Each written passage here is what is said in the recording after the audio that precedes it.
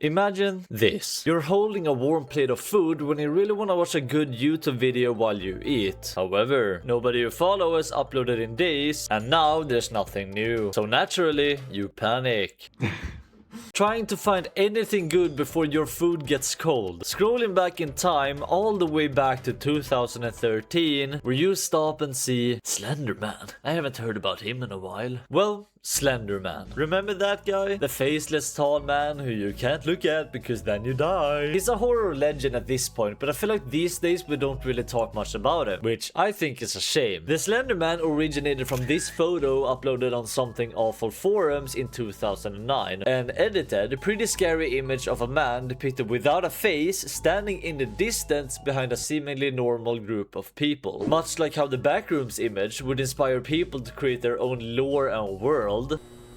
Hey, Quandale here.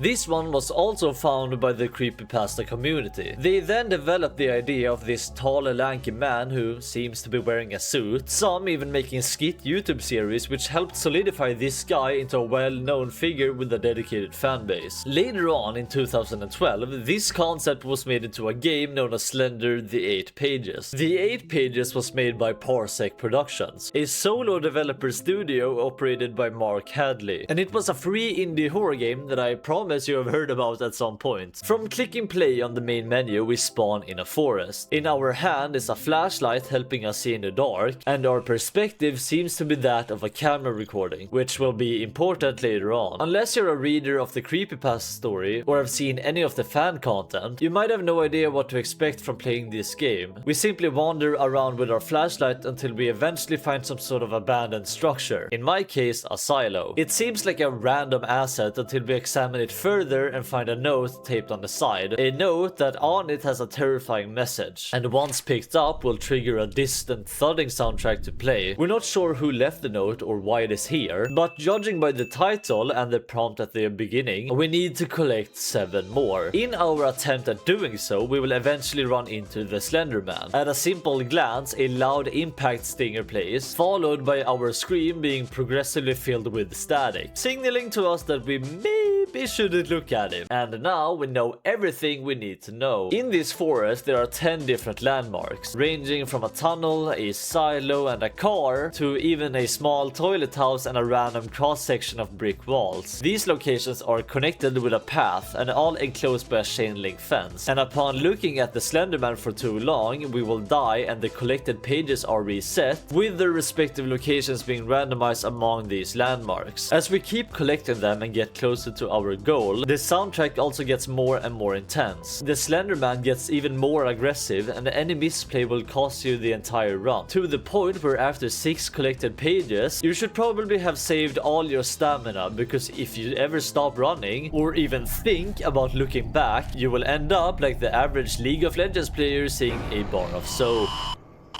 However, if you do finally collect the last page,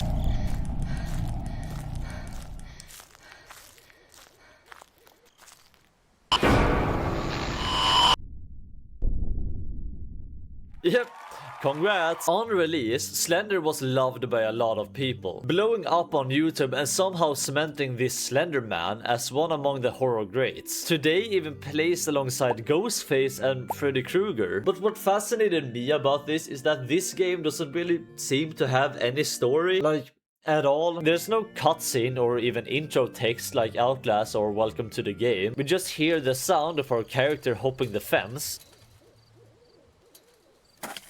as we then are thrown in to learn the mechanics ourselves and eventually collect the last page. Upon taking a closer look at the landmarks, they further seem like the developer just created some random assets to place around the map. The chain link fence around the whole thing could mean that this is some sort of enclosure, but it's more likely just a replacement for an invisible barrier. The most information is through the notes, but we have no idea who wrote them, why we are even collecting them, why does collecting them all mean we win, or does our character even survive afterwards. While this led to exposure with a lot of people talking about it, it also left a lot of fans wanting more. Well, you might be surprised that this video is not actually about the 8 pages, rather another game that came a year later. A game that in my opinion is way scarier. A game that was created through a partnership with Parsec Productions and another party called Blue Isle Studios. That, as opposed to the last title, resulted in a full commercial release. What game am I talking about, you ask?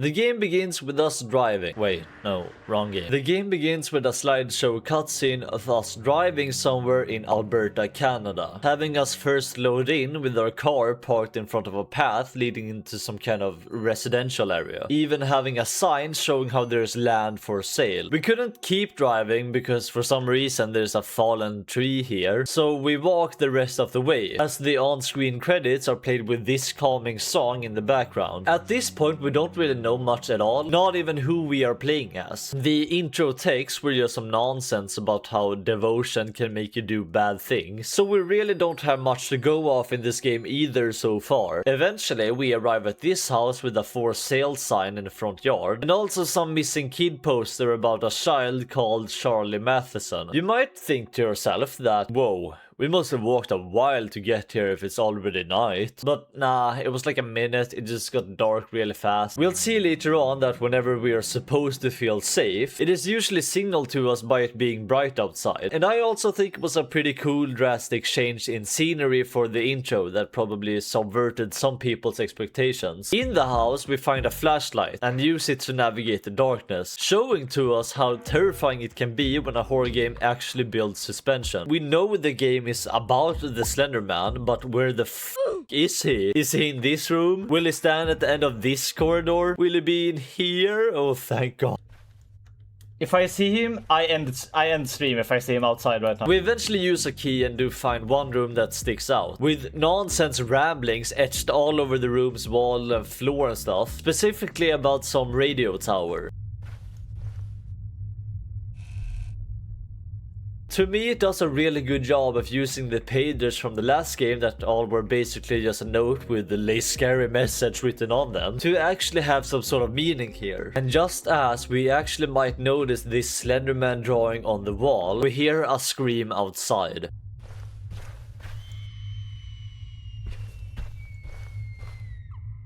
Now, have a guess what our next objective just became? Yeah, investigate the scream. In this house we can also find some other clues like these notes from someone called CR, or Carl Ross, as we can see on this one up here. He seems to be a childhood friend to the receiver of the note, someone known as Kate. It's not a lot of info, but it does mention how things for Kate hasn't been very normal lately. Kate's name was also mentioned on the for sale sign where we first began, and we get some other clues like walking up to this wing giving us memories, and also this voice message left on the phone from CR, confirming that our name is Lauren. We are a childhood friend of Kate too, who came here to help her move after the passing of her mother, which we can see on this brochure. However, Kate's not here. Her room is full of crazy drawings of some radio tower, and her window is broken. That scream we heard could be Kate, so us as Lauren want to check it out. Making our way through this horrifying dark house, a few minutes into the game consisting of just gradual build-up of tension, we head outside.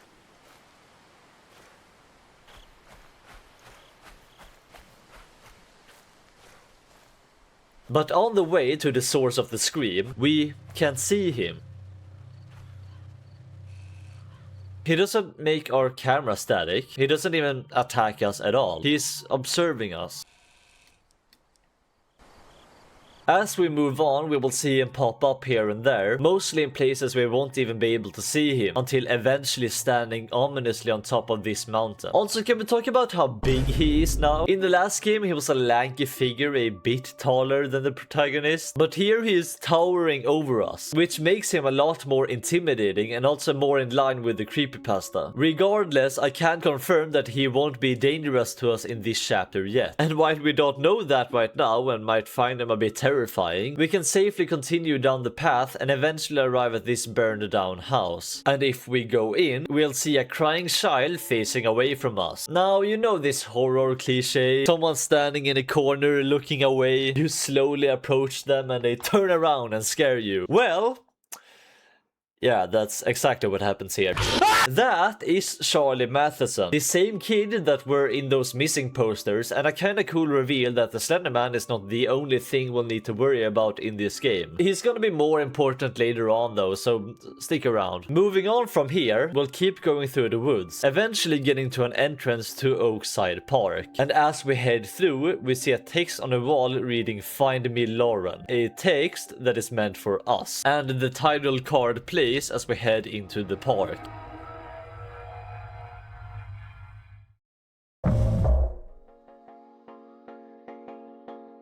A prologue is the most important part of a horror game to me. The first game had no real introduction, you were just instantly thrown into the gameplay loop. But when done well, the intro can be a terrifying slap in the face of what this game is all about. So what actually makes a prologue chapter work? First off, patience. Any game can throw the scary guy at you right off the bat, but as soon as that happens, you'll no longer have the same feeling of dread. As in most horror games, once you die the first time, the stakes feel lower, as you realize you can just respawn. Second off, the teaser. Give the player a taste of horror. Nothing too difficult to overcome in gameplay, but something that spooks them. A small piece of something shocking that will subconsciously make the player feel tense or uncomfortable. A great example being Mia sawing off Ethan's arm in Resident Evil 7 like 10 minutes into that game. Also, fun fact, I'm gonna cover that game in my next video, so subscribe. Third thing, lore. Only show a glimpse of the most interesting and grabbing parts of the story. If you throw too much information at the player, they will stop playing. Not because they don't have time to read all of it, it just wasn't presented in an interesting way. Tell them the main things that happened here, the newspaper worthy stuff like disappearing child and a house fire, and then let their curiosity motivate them to play on. Slender the Arrival combined all of this, and in my honest opinion made a perfect first bite. As we made it to the park, knowing the Slenderman is somewhere watching us, we navigate down here to where we'll find a page. 1 of 8 pages found. A familiar thudding noise begins to fade in, and if we look over there, our camera will glitch. This is the first real gameplay section, as we keep running and search through the park's various landmarks, while Slenderman slowly grows angrier. His AI is changed for this game, as in the first one he would follow us in a kinda linear pathfinding, while this time he can glitch our camera and appear right in front of us, forcing us to turn around and head the other way. That said, it is considerably easier to beat than the other game, and thankfully it doesn't ruin the pacing by having the player die a bunch of times.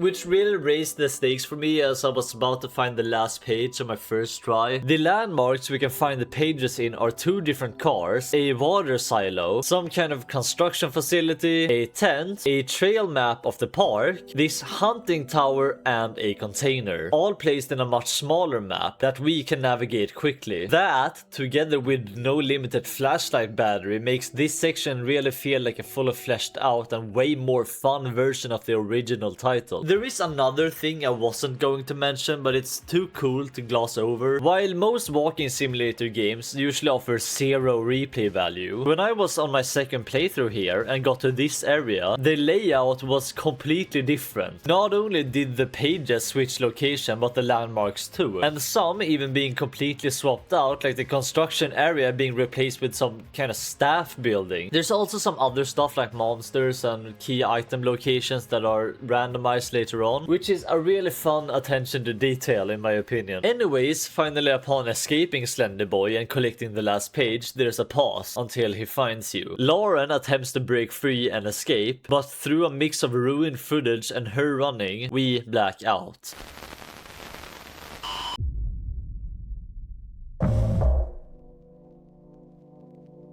We awaken again as we've just arrived at the foot of the mountain the next morning.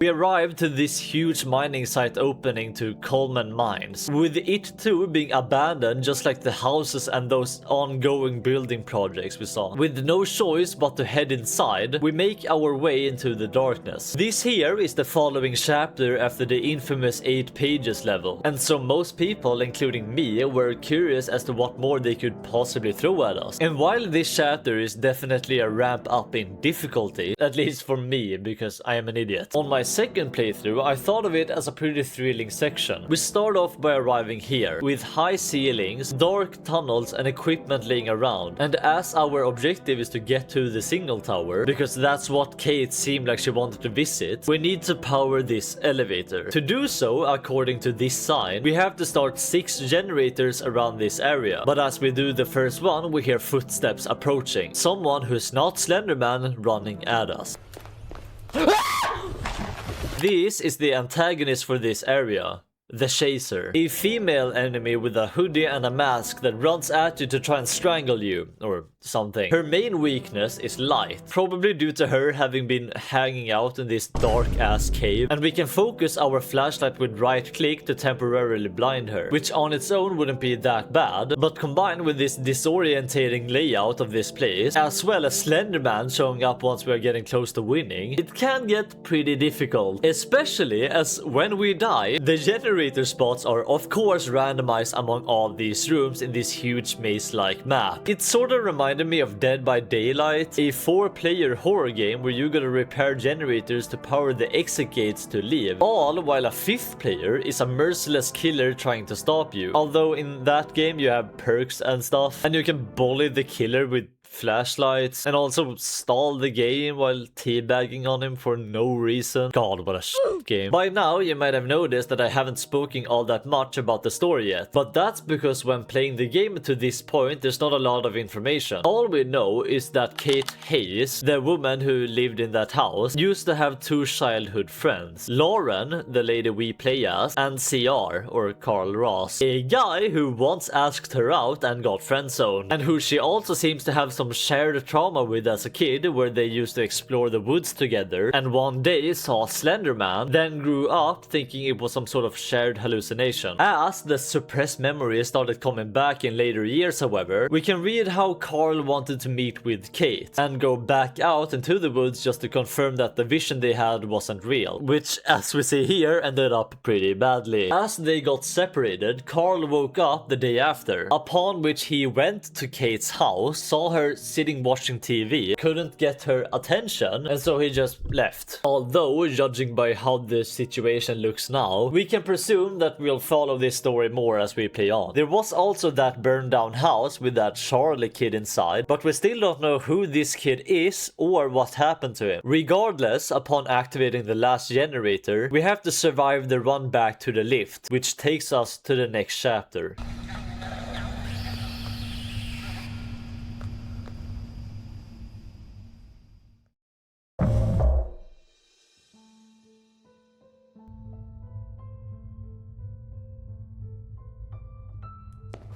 As we arrive at the top, we are once again presented with a nice looking scene. The Canadian wilderness, which for me really reminded me of the nature here in Sweden. And it also reminded me of that cozy feeling when playing something like Firewatch, as we have finally survived 2 nerve-wracking sections and actually get to breathe while taking in this beautiful quiet scenery. Now, you might be watching this and think, what? This game was released in 2013? Well, yeah, but also no. I didn't really mention it, but this right here is actually the remake, while this is how the original game looked. It still looked what the fuck? It still looked really good for being a 2013 game, but in 2023, 10 years later, an Unreal Engine version was dropped with better graphics and some extra content. I was gonna cover the original, but it's the exact same narrative, only this one looks better and has some extra stuff. So yeah, eventually we find a teddy bear by a tree here. It kinda sticks out, but upon interacting with it we are transported to a flashback. A flashback of how Charlie Matheson Jr. disappeared. He was sitting on a beach with his mom and dad just inside. Charlie, lunch in 5. However, while playing, he noticed a glimmer, a toy train cart, and a small distance away was another. Following this path of more and more toys, we can hear how his parents noticed he wasn't where they last saw him, and we can hear them get more and more distressed.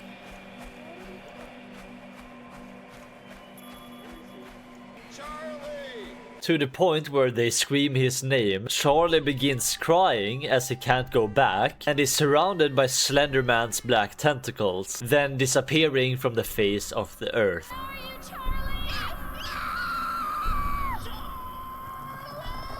I'm pretty sure this connects back to the original Slenderman creepypasta, how he apparently would get into people's minds and corrupt them, either making them his minion or having them completely disappear. It also says on the wiki that he was especially influential to children, hence Charlie as well as the Kate and CR story beginning with them as kids, and it's perhaps why Lauren is a bit more resilient being a grown-up and all. Moving on after this, we arrive at the house containing a VCR player and 2 tapes.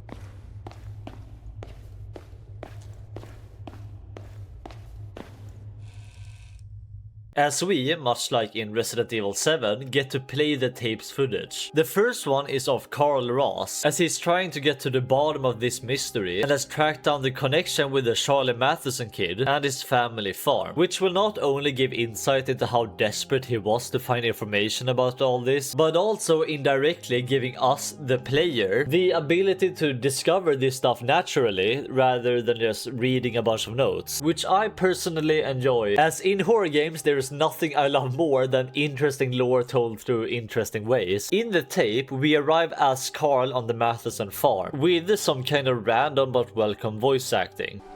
The date is September 19th. My name is CR, on site of the Matheson family farm, continuing my investigation in Charlie's disappearance. Let's see what we can turn up. I've said before I don't hate when a horror game has a voice protagonist, but much like this game until now, as well as Outlast, please watch my video on that game by the way, the main character being dead silent with only their breathing audible is a really good way to raise immersion. The less personality and characteristics the protagonist is given, the more it feels like we are the ones suffering through this, rather than this person we control over. Regardless, this is just one out of 2 instances where this happens, and it is kind of justified as we are watching a tape, so it feels fitting that we are a bit more separated from what's going on here. In a barn here we find a hook, which on stream took me 15 minutes to find, and the need of a midstream tutorial intermission. I'm gonna be real, this whole section is slightly unclear, and I am notoriously an idiot when playing games, and those 2 factors resulted in me having kind of a hard time knowing what to do here. Okay, this is when you have yellow tape. This is the specific circumstance when you have the Resident Evil yellow paint thing. Going through the barn, we'll find a silo that we need to go through. However, it is way too dark, and we need to take a detour through this farm here to get some gasoline, which we can refill this generator with. And it's on the way that we find this guy,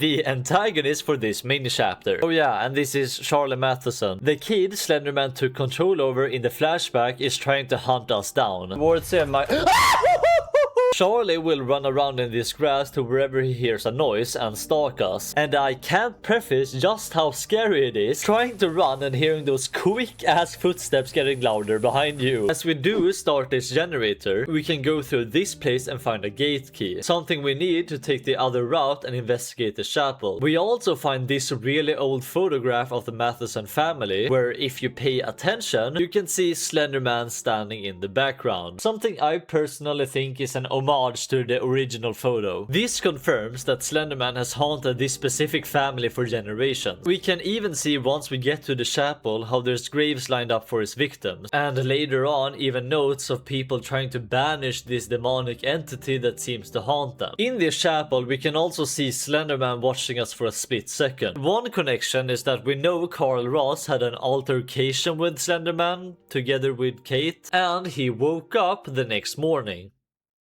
Sound familiar? Well, maybe because that's exactly what happened to us as Lauren. Slender here managed to kind of possess Lauren, not as severe as Charlie, but this allows him to basically track us and show up wherever we are to spy on us. Well, my theory is that he was able to track Carl too, which is precisely how a few seconds later, when Carl picks up some toy cards here on the ground, Charlie is enraged and bursts through the door to attack him. Right there. Almost like he knew he was there. We then have to run around up to the altar before he catches us and escape through that same door which closes when we leave, allowing us to go back to this house through this back door and discover even more old takes from the Matheson family's dark past. Then, as we jump down this hatch, we are chased again, but this time Carla drops the camera and escapes with his car, with the tape ending as Slender Boy picks it up. The second tape comes with some message from Carl from when Kate apparently was hospitalized, mentioning how she was found unconscious with a broken camera and a bag of weird drawings in an Oakland park. In this one we actually play as Kate, as we first see her drawing those beautiful artworks we saw in her room, but suddenly she looks up, like she heard something, and we have to play this really scary section that forces us to go to every room in this dark house and close all windows and doors that someone has opened, with Kate bringing her camera to get footage of the Slenderman.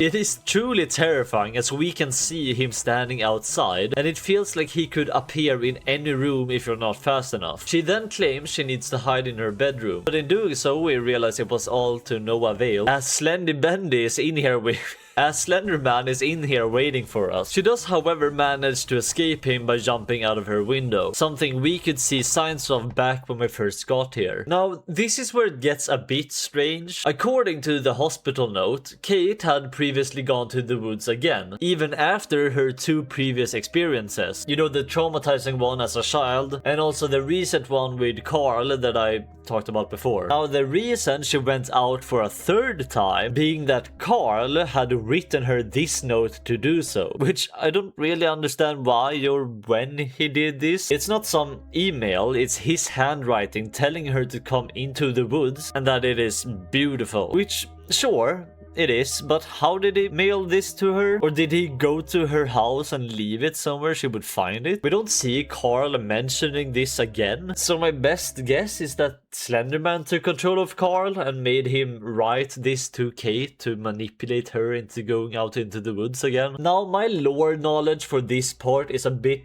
jumbled together, so bear with me, but I think she got this note and went out with her camera to then play out the events of Slender the 8 pages. Yeah, like the first game. We play as Kate in the first game. I personally think that the notes in that game were written by Carl Ross on Slenderman's command, hence why she is picking them up, because she is looking for him out there. When you beat this game for the first time, you unlock an extra chapter called Genesis, which is basically a completely remade version of the first game. Same music score ramping up, same landmarks, same everything. Although it is much easier, luckily. You're way faster and the map is a bit smaller. When you beat that chapter, you get caught as Slippin' Jimmy here says, "I have plans for you, Kate." And presumably the next morning when Carl went there to check up on her, he found her in the state we read here. This time, post all those events, she was terrified of Slenderman. So much so that she jumped out of her second story window, ran away from him towards the signal tower. However, she must have gotten caught as she was finally turned into his minion, the Chaser. Yeah, that's Kate. As she, much like Charlie, has lost her mind, even the ability to talk, as she just sounds like a Rust player after a 12-hour session. With this information, we once again play as Lauren, who goes outside and tries escaping towards the signal tower.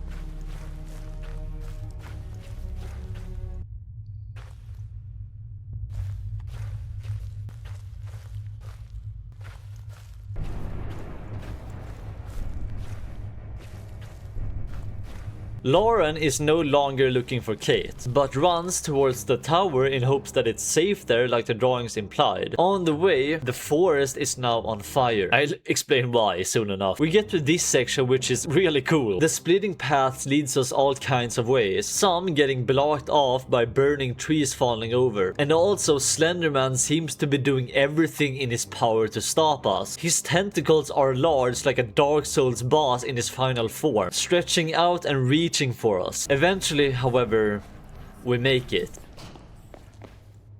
We are here. The safe haven we saw from Kate's house. The place where Slenderman can't touch us, right? We then find a note confirming another thing. The events leading up to Kate's tape. How Carl Ross came up with a way for both him and Kate to escape Slenderman's grasp.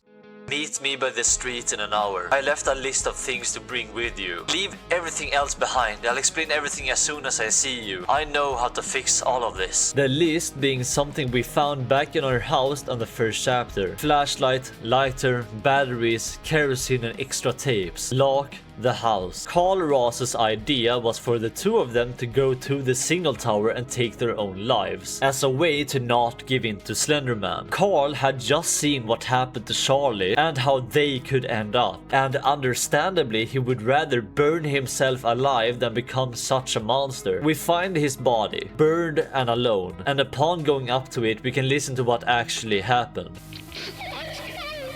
Kate, please, there's no other way. Kate.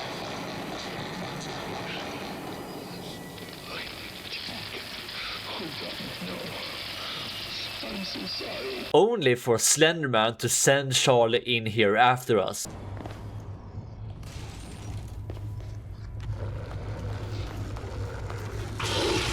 We wake up in a basement. Charlie is here by the stairs watching us. It's established that this isn't actually Charlie anymore but Slenderman's puppet now, who disappears completely after we pick up a note, letting us go up, to which we hear Kate crying.